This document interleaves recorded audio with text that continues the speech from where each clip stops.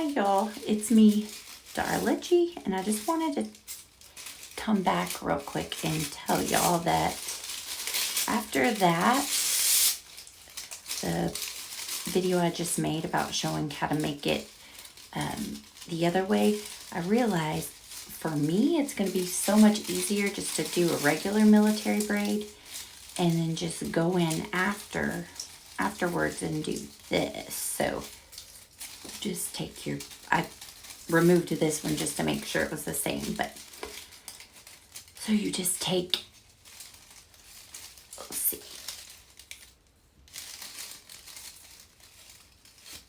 you're gonna go right here,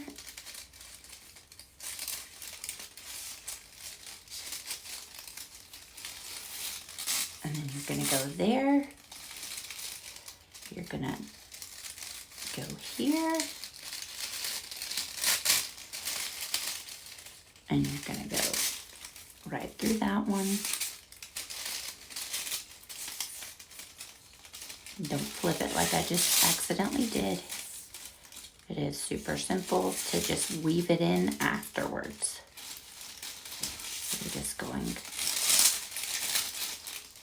down and up through that one, down through that one. And to me, that was much faster than trying to do it as I'm going in the braid. But I know it works different ways for different people. So let's see, how would I do that one? Or that's the beginning of the braid, so guess it just, no, it doesn't belong there. I think it just belongs like that. Yeah. So when I make it for a mom, I'm gonna go ahead and make it like that because my military braid got a little crazy looking trying to do the woven thing. But yeah, there we go. So that's just another way to do it, to add that weaving in after the braid.